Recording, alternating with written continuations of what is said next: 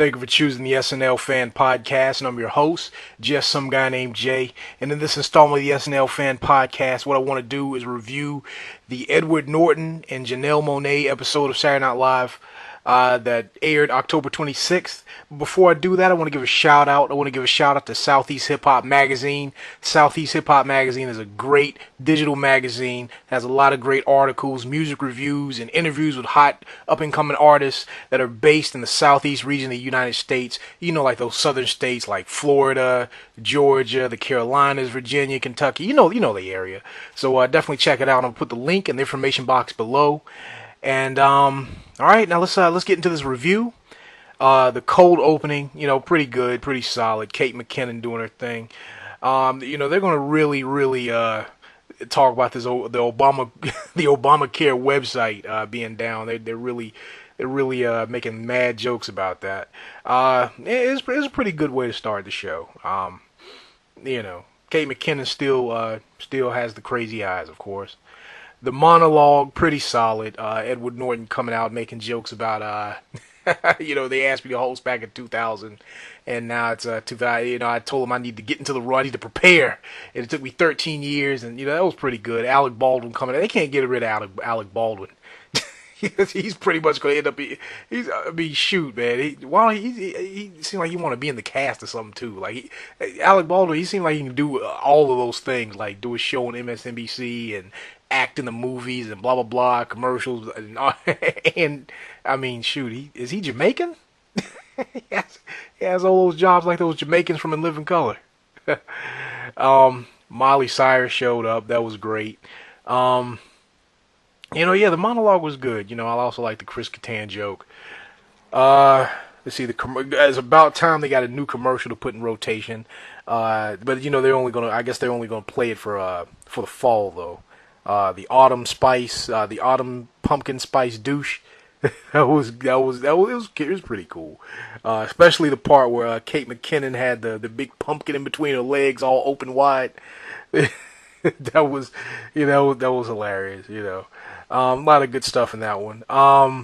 Now my favorite skit, and finally I'm glad Nasim Pedrad is back. Thank you. Welcome back, Nasim. I know you've been on the show since the premiere, too. But I mean, you're not. This is Nasim. This is the Nasim Pedrad that I like to see. Where Edward Norton played the officer trying to tell the kids not to, you need to stay away from strangers. And then the kids are like, "Oh my God, if the stranger got some candy, I'm gonna go in the van with him." Like that was crazy. Like, oh man, if a guy if a creepy guy comes up to my block talking about I got some candy, I mean, he might actually know my parents. that was funny. All of them had good lines. Kenan, Nasim really stole it though. That's a funny premise on its own. Some creepy perverted man trying to lure some kids into the van with him, and they're like, shoot, hey, I'm down. You got some candy. I mean, whatever you want me to do, I'm down. Oh my God, that's so wrong. but it was definitely one of my favorite skits. The Steve Harvey show, Kenan, Thompson, Steve Harvey. It's not that bad to me. I like it. It was one of those one note, one joke sketches where Kenan Thompson is playing Steve Harvey, not really knowing what not really getting the costumes. When Aidy Bryant came in with the book on her face, supposed to be Facebook. and John Milhiser was dressed up as eggs with looking like devils. They were deviled eggs and stuff like that. And Kyle Mooney as the box of cereal with a knife. He's a serial killer. I mean, that's fun. No, that's funny on its own. But after you see the sight gag and you know what they're trying to do, it's like, okay, that's over and done with. But I do like Kenan's impression of Steve Harvey though. Let's see, moving right along to the next skit. When they were picking at Wes Anderson movies. That was good because this seems like something that they would it seems like an actual like Wes Anderson type of movie, like Rushmore meets the Royal Tenenbaums meets Mr. Fantastic Fox or whatever. Like that was, it was good. I like it when they do stuff like this. You know, this is one of the superior type sketches. The impressions were good in it. Let's see what else. I'm not gonna stick on it too long. Oh yeah, and Edward Norton's Owen Wilson. That was on point. I was definitely feeling that. Let's see the credit control skit where Brooks Wheelan. It's about time Brooks Wheelan spoke up and finally had a role on the show. But I kind of wasn't. I mean, it seemed like it was a good idea, and it seemed like it could have been funnier than what it was, but they just didn't execute it right. You know, because this skit had a lot of things missing in it. The dialogue was good at some parts. Brooks Wheelan playing the redneck pest control guy. That was, what I guess would have made it funnier too of all the executives in that building were kind of more freaked out. They were kind of too laid back with it, especially Beck. Like Beck, his part was just like, man. I mean, Beck Bennett, I think he's one of the more excuse me, I'm messing my words all up. He's one of the more seasoned out of the new featured players, in my opinion. But at this one, he kind of he didn't really play his part. I mean, I like what they were trying to do, but they just, I don't know. It was a lot of things missing. I think if they did this skit and would have tightened it up, would have just, put more jokes into it. And if it would have ended better, because it just ended weirdly. Like, it was like, oh, okay, that's it. The end of the skit was just, they could have really nailed this, but I just feel like it was a good idea, but bad execution. Something that was good on paper, but bad in practice. That's my new phrase to say. Especially since SNL does stuff like that so much. The other skit, the next skit, the drug deal gone wrong, where Edward Norton played kind of this Rain Man character. I'm like, this skit is so 89. They should have did this something like this would have been funnier back in 1988, 1989. Back then when Rain Man came out, early 90s type of thing, late 80s type of thing. Because this skit was just like, I don't know, is it? Because I bet you a lot of the younger viewers probably like, what's this? You say, who is Rain Man? Is this some kind of character he's doing? And I don't. And, oh my God, Mike O'Brien, man, he is so terrible. Like I was trying to be nice before, because I liked 7 Minutes in Heaven, and I liked his little non-speaking appearances that he had last season. But this right here is just he doesn't care. I don't know if he doesn't care or he's just not that talented. This is the stuff that makes people say when Kenan Thompson say we can't find any black women that's ready for SNL. My God, this insults me that Michael Bryan is in the cast and they overlook somebody like Francesca Ramsey, or they overlook somebody like Sasheer Zamata or Callie Hawk, and Michael Bryan's in the cast. Like, I don't know what Michael Bryan. I think Michael did he even audition to be on the show? I think they just let him in because I think because he was a writer and he was already on the show. I don't even think he auditioned. I think they just said, hey, you know what, you want to be on the show? Okay. Because I can't see. He has to be so far, and I'm going to just put it out there. I think he might be the worst cast member ever. Like I back then I said Ann Risley was my least favorite cast member, but at least Ann Risley can act. Ann Risley just not funny, but she can act at least. Michael Bryan, oh my God, he's not funny and he can't act. Like that's a deadly combination. I mean, at least if you're funny and you can't act, you can get away with it. Like, okay, you're like Dave Attell, even though he's a writer. Like Dave Attell can't really act, but I mean he's funny as all heck. So okay, shoot, let him do something. Or Ann Risley, even though she's my least favorite, she's not funny at all. But at least she can act. Michael Bryan is just like, he's like, he's like one of those guys that you see like in your school play, and he's like the guy that was just forced into the play because he wanted to he didn't need another F on his report card, so he just slapped it. They just kind of inserted him in the play. Because I took drama in high school, and then you have guys like this who they just don't care. They just like, okay, let me just say my 2 lines so I can, so I don't get an F. so I can get a good grade for participation. That's how Michael Bryan comes across. Like, he's just like, okay, let's do this. Hey, how are you? How are you? And it's like, it's nothing. Guys, there are people in commercials who can't act that are better than Michael Bryan right now. Actually, Michael Bryan he seems like one of those guys.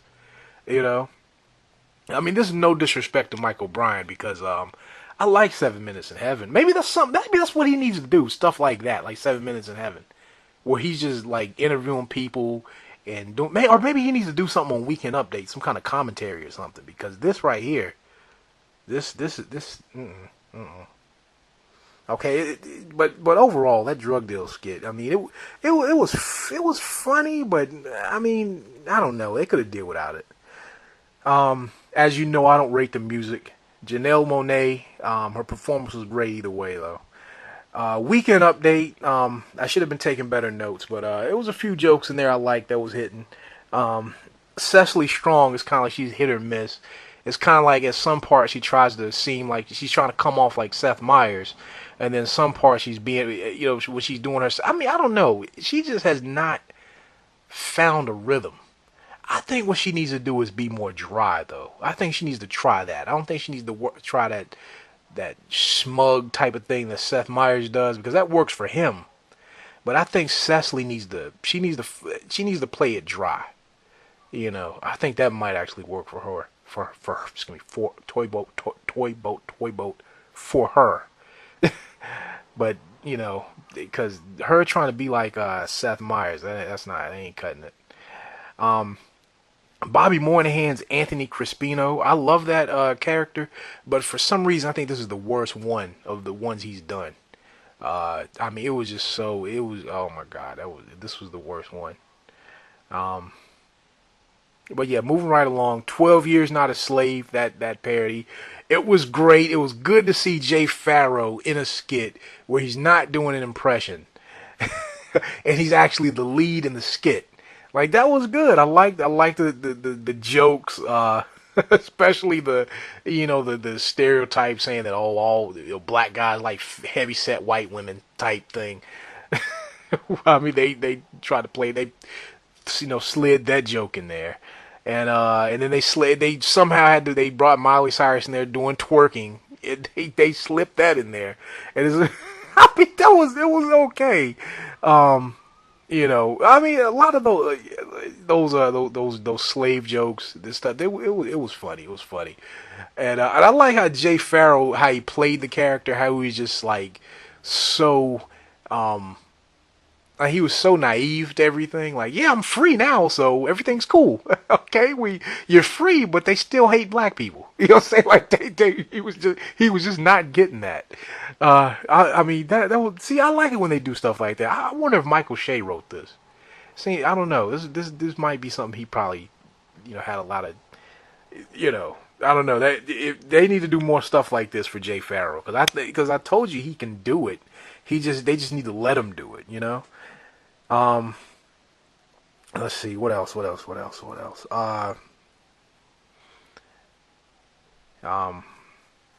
Oh yeah, that restaurant or whatever that thing was kind of skit where they were like, oh yes, man, I'm gonna finally have sex for the first time and all this stuff like that.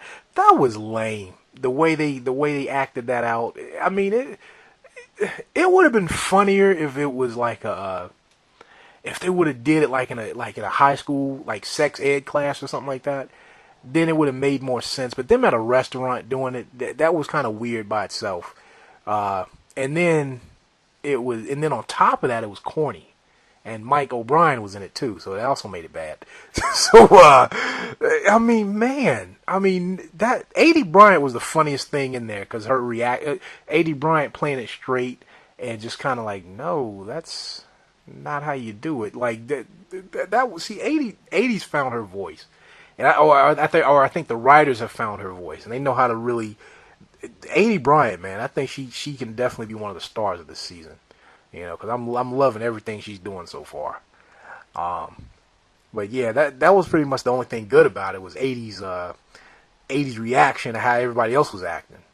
But the skit itself, the idea, no. And like I said, if they were going to do something like this, they should. It would have been funnier if like I said, it was like a teenage sex ed class and none of them knew about sex and they were talking like that. That would have been funnier because it would have kind of made kind of more sense. But I don't know. They're just in a restaurant, just doing it out of the middle of nowhere, and they're the employees. I mean, it just no. I don't know. Janelle Monae's performance, like I said, skip that. It was good though. She has a lot of energy on stage. I wish Michael Brien had energy on stage. I'm gonna pick at Michael Brien all like until he gets better. He's gonna be target practice. Like I'm gonna just throw darts at him until he starts doing something good. The Halloween candy skit, I liked it.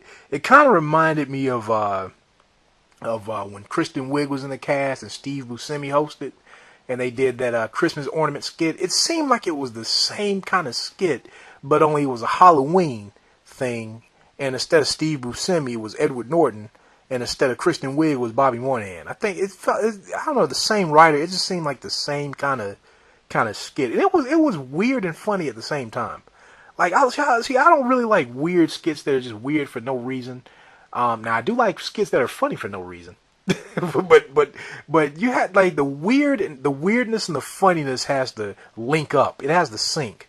Like it can't just be a weird skit. Like it has to be weird, but oh my god, it's funny.